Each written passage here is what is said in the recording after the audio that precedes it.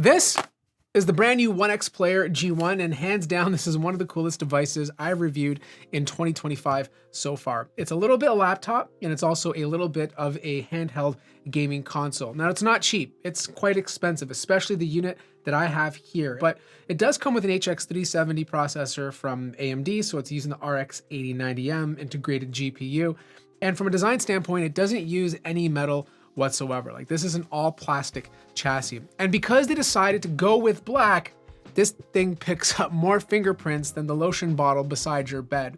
But I like it because it does have a decent amount of ports. For example, there's a micro SD card on the left-hand side.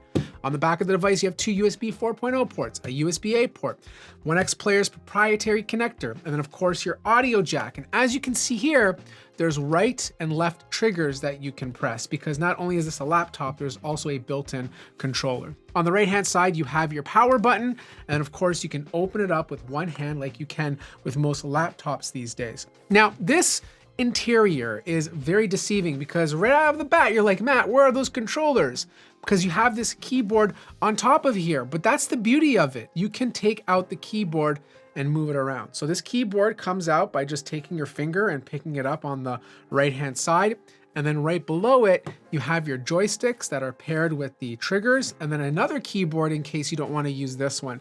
Now, the beauty about this keyboard is that it connects via these pogo pins right over here, and it also charges the exact same way. But when you disconnect it, you can enable the Bluetooth and use this separately on the side as a proper Bluetooth keyboard. Now, this thing is not perfect. Like, it's very, very soft. Like, when you press down on this, it does have a lot of give. And the keys themselves, even though they have a pretty good travel distance, they're very soft. Like, you're gonna make a lot of mistakes typing. Like, this is just not a great keyboard at all.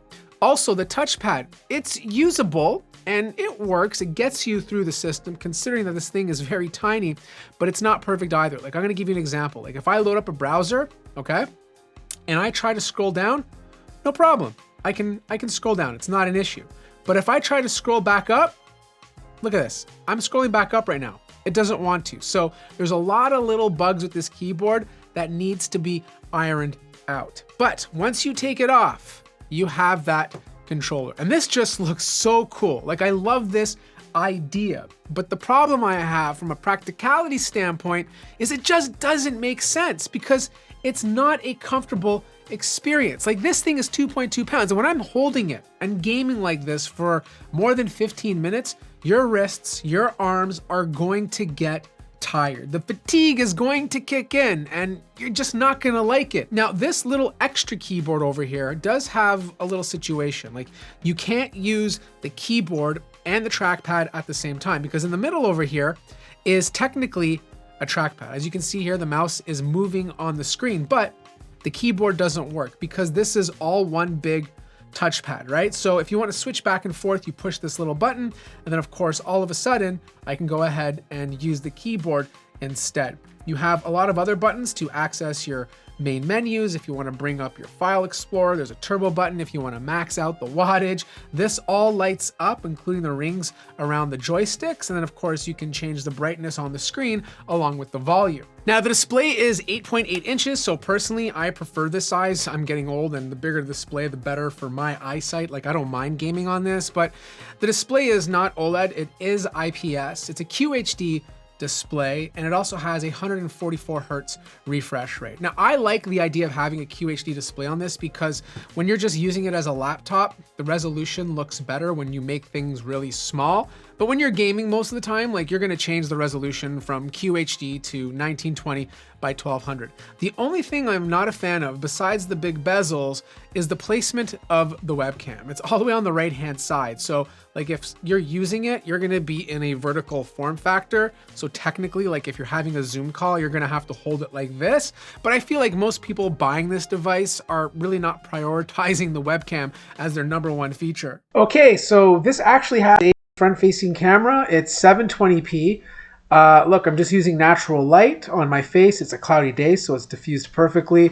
You guys let me know how this looks, and more importantly, how do the microphones sound? Now, I like the fact that they placed the speakers on the front, not below the laptop. It does seem to be a little louder than most other laptops that place the speakers on the bottom, but the performance on this is where it should be. Like, this is using an HX 370. In fact, I compared it to the F1 Pro, which I reviewed not too long ago, and it performed a little better just because the entire casing of this is bigger to allow better airflow. Single core clock speeds are exactly where they should be. Multi-core speeds are slightly better than the F1 Pro, as it should be, and it stays right on pace with other laptops that are currently on the market. Now, obviously you can buy this and use this as a regular laptop, but I'm not going to show you productivity scores, but it's very similar to other HX 370 laptops on the market.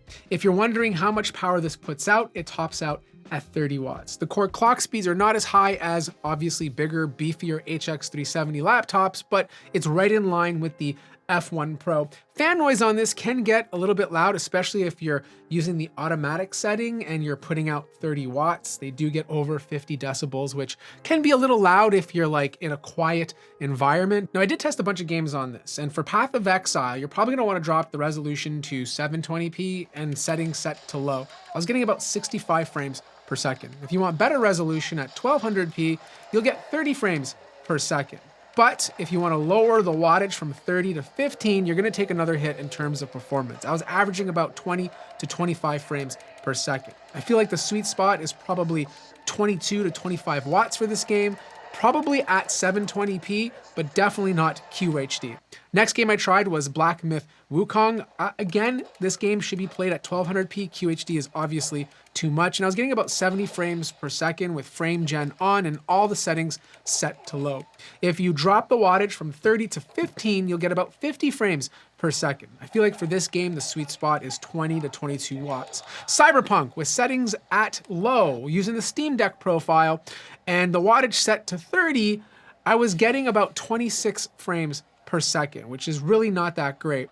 But if you don't mind dropping the resolution to 720p, it becomes playable, averaging about 44 frames per second. And the last game that I tested was Marvel Rivals, and I did this at 1200p, and I was getting about 35 frames per second with frame gen off. It felt okay, but obviously for first-person shooters, you don't want to enable frame gen because of that latency. So it's kind of one of those things where you're just better off dropping the resolution a little bit more so that the gameplay feels slightly smoother. Now, because this is a prototype unit, I'm gonna get back to you about battery life. Obviously, if I get a retail unit in, I'll be able to give you a better figure, but for now, like, you can game on this for a couple of hours before needing to charge. Now, the good news is getting inside of this device is quite easy. As you can see here, you have your 52 watt-hour battery, 2 fans to keep the APU obviously well cooled. But if you want to upgrade the single NVMe SSD, you have to unscrew the fans and then lift them up, and they're right underneath. Just don't rip them out because these cords are obviously attached to the motherboard. The good news though is you get a full-size 2280. So you can put really big drives in here, and they're generally faster than the 2230s and 2242s that are inside of most other gaming handhelds. So here's the thing. I like this concept a lot. It's a really cool idea, but it needs more refinement, you know? The keyboard feels super cheap. Like, it's one of the worst keyboards I've ever used. The touchpad issues will drive every person to start drinking.